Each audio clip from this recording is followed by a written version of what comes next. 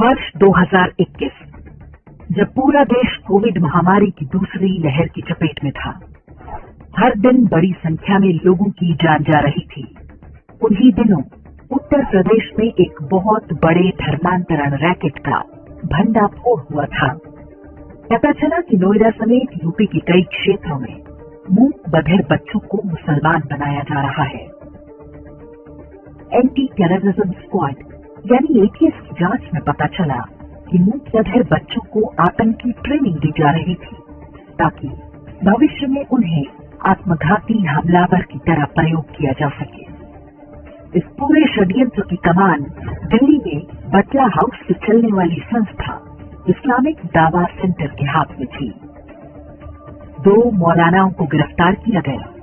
पहला मोहम्मद जहांगीर आलम जो इस्लामिक दावा सेंटर का प्रमुख है, और दूसरा मौलाना उमर गौतम जो पूर्व प्रधानमंत्री बीपी सिंह का रिश्तेदार बताया गया। वो कुछ वर्ष पहले ही मुसलमान बना था। मजहबी धर्मांतरण का ये गिरोह हिंदू साधु संतों की हत्या के षड्यंत्रों में भी शामिल था। 8 राज्यों में इसके तार फैले हुए थे। आरोपों की गंभीरता को देखते हुए जांच में एनआईए का भी सहयोग लिया गया। जांच में बहुत सारे तथ्य सामने आए। विदेशों से धन की लेन देन के भी साक्ष्य मिले।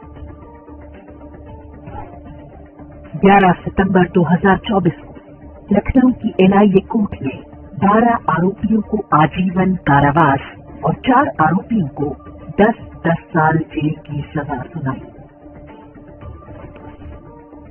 जिन्हें उम्र कैद हुई है उनके नाम हैं मौलाना कलीम सिद्दीकी, मौलाना उमर गौतम, मुफ्ती जहांगीर आलम कासमी, इरफान शेख, सलाउद्दीन जैनुद्दीन शेख, प्रसाद रामेश्वर तनवारे उर्फ आदम, अरसलान मुस्तफा उर्फ भूप्रिय बंधु, कौसर आलम, फराज बाबुल्ला शाह, धीरज गोविंदराव जगताप, सरफराज अली जाफरी और अब्दुल्ला उमर।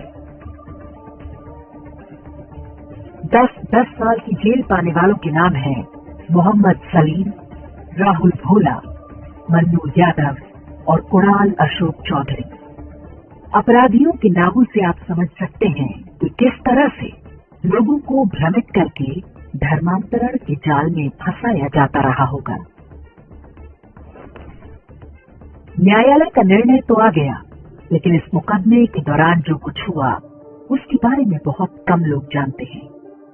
एक भारतीय के रूप में हमें इसके बारे में जानना चाहिए ताकि हम समझ सकें कि देश की सेकुलर व्यवस्था में न्याय की लड़ाई कितनी कांटों भरी है। सबसे पहले इस समाचार को देखिए। ये इसी केस के बारे में है।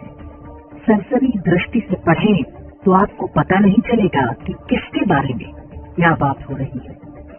बताया गया कि एनआईए कोर्ट के स्पेशल जज विवेकानंद शरण त्रिपाठी ने इलाहाबाद उच्च न्यायालय में पेश होकर माफी मांगी। उन पर आरोप लगा था कि उन्होंने मुस्लिम पक्ष के विरुद्ध भेदभाव किया है।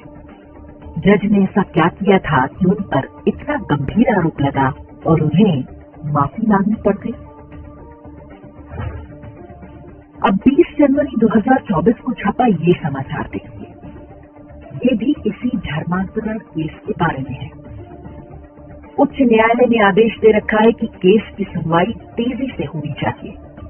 इस आधार पर एनआईए कोर्ट ने प्राथमिकता के आधार पर सुनवाई आरंभ कर दी। जब भी किसी शुक्रवार को डेट पड़ती थी तो आरोपियों के वकील ये कहकर कोर्ट से चले जाते कि उन्हें जुम्मे की नमाज पढ़ने जाना है।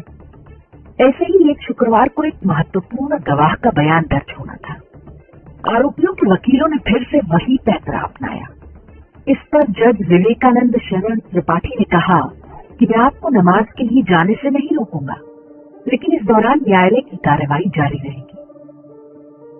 हमारे देश में वर्क इज वर्शिप यानी कर्म ही पूजा माना जाता है। हम बार बार सुनवाई रोकेंगे तो मुकदमा कभी खत्म ही नहीं हो पाएगा। बचाव पक्ष के वकीलों को न्यायिक प्रक्रिया और उच्च न्यायालय के आदेश का सम्मान करना चाहिए।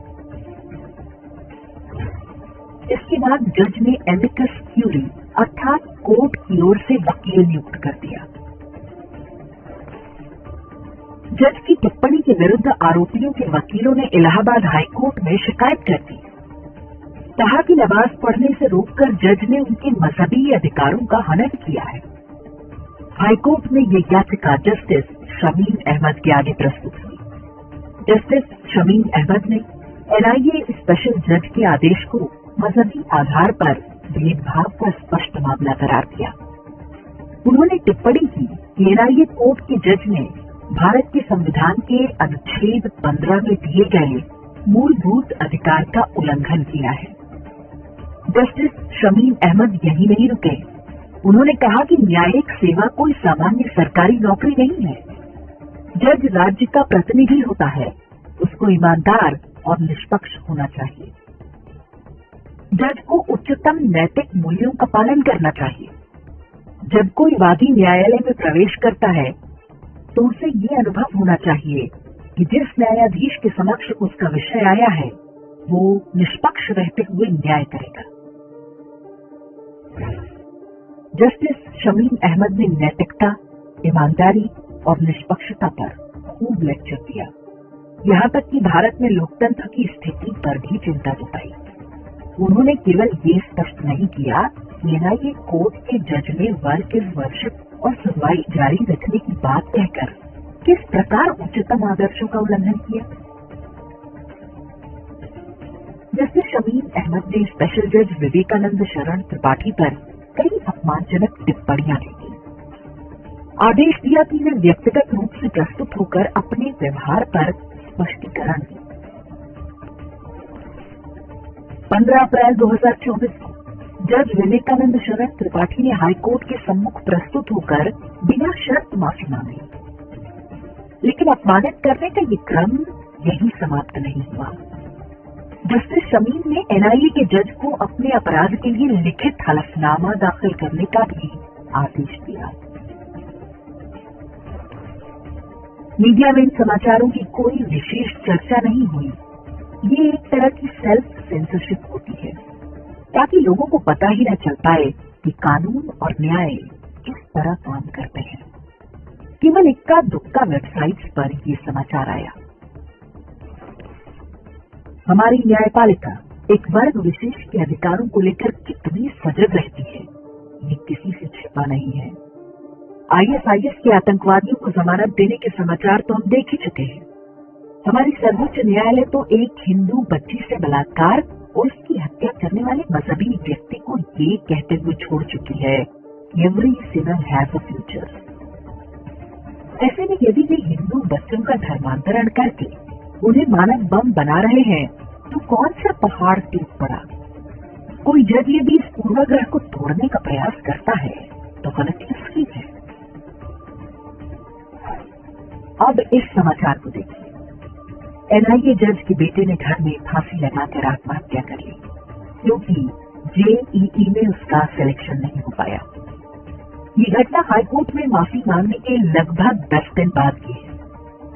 हमें नहीं मालूम कि कर्तव्य पालन के लिए पिता के सार्वजनिक अपमान और बेटे की आत्महत्या के बीच कोई संबंध है या नहीं, किंतु आप समझ सकते हैं कि जब भी ऐसा कुछ होता है तो किसी परिवार पर किस तरह का प्रभाव पड़ता है। जज की बेटे की मौत का दोषी आप किसे मानते हैं, ये निर्णय हम आप पर छोड़ते हैं। और अब लखनऊ की सड़क पर मचे हंगामे का ये वीडियो देखिए। इससे आपको पता चलेगा कि जस्टिस शमीम अहमद ने जिस नैतिकता, निष्पक्षता और उच्चतम आदर्शों की बातें की थी उनका पालन कैसे होता है। ये वीडियो हमें सोशल मीडिया से प्राप्त हुआ है। बताया जा रहा है कि लाल टी शर्ट में जो सज्जन दिख रहे हैं वो माननीय जस्टिस शमीम अहमद और हरी टी शर्ट में दिख रहा व्यक्ति उनका सुपुत्र है। उसका नाम हमें पता नहीं, अन्यथा हम उसके आगे भी माननीय अवश्य लगाते, क्योंकि कॉलेजियम सिस्टम की कृपा से हो सकता है वो भी जल्दी ही जज बन जाए। वीडियो में मेम साहब, कोर्ट के कर्मचारी और कई पुलिस वाले भी देखे जा सकते हैं। आप देख सकते हैं कि कैसे माननीय जज साहब और उनके माननीय सुपुत्र बीच सड़क पर एक गाड़ी वाले को धमका रहे हैं। वीडियो में उच्चतम आदर्शों पर आधारित माँ बहन की गालियां भी दी गई हैं। हम उन्हें आपको नहीं सुना सकते। ये भाषा संभवतः जज साहब को ही शोभा देती है। एक सामान्य व्यक्ति यदि सड़क पर गुंडागर्दी करता है तो उस पर एफआईआर होती है और वो जेल जाता है, लेकिन जज साहब के साथ ऐसा कुछ नहीं हुआ। कुछ दिन बाद समाचार आया कि जस्टिस शमीम अहमद का चेन्नई हाईकोर्ट स्थानांतरण कर दिया गया है। वो जाना तो नहीं चाहते थे, लेकिन जाना पड़ा। ट्रांसफर एक रूटीन प्रक्रिया होती है, इसे सजा नहीं माना जा सकता। जस्टिस शमीम अहमद जिन उच्चतम आदर्शों का पालन लखनऊ में कर रहे थे, आगे भी उसे जारी रखने के लिए स्वतंत्र होंगे। और जबकि मूक बधिर बच्चों को मुसलमान बनाने और उन्हें मानव बम बनाने के इस षड्यंत्र पर निर्णय आ गया है, एक सजग नागरिक के रूप में हमें आगे इस केस पर नजर रखनी होगी। उनका तंत्र बहुत मजबूत है, वो कुछ भी कर सकते हैं। महंगे वकीलों की फौज लगाकर न्याय व्यवस्था को बंधक बना सकते हैं, पीड़ितों को डरा धमका सकते हैं। देश का पूरा कांग्रेसी वामपंथी इकोसिस्टम उनके साथ है। हम न्यायपालिका का सम्मान करते हैं, लेकिन किसी भी सम्मान के साथ कुछ शर्तें भी लागू होती हैं। यदि न्यायपालिका आतंकवाद और बलात्कार के आरोपियों के प्रति उदारता दिखाएगी तो प्रश्न उठना स्वाभाविक है। साथ ही एक समाज के रूप में हमें सोचना होगा कि 1/3 भूमि देने के बाद भी हम मजहबी षड्यंत्रों से छुटकारा क्यों नहीं पा सके और कब तक इस स्थिति को सहते रहेंगे।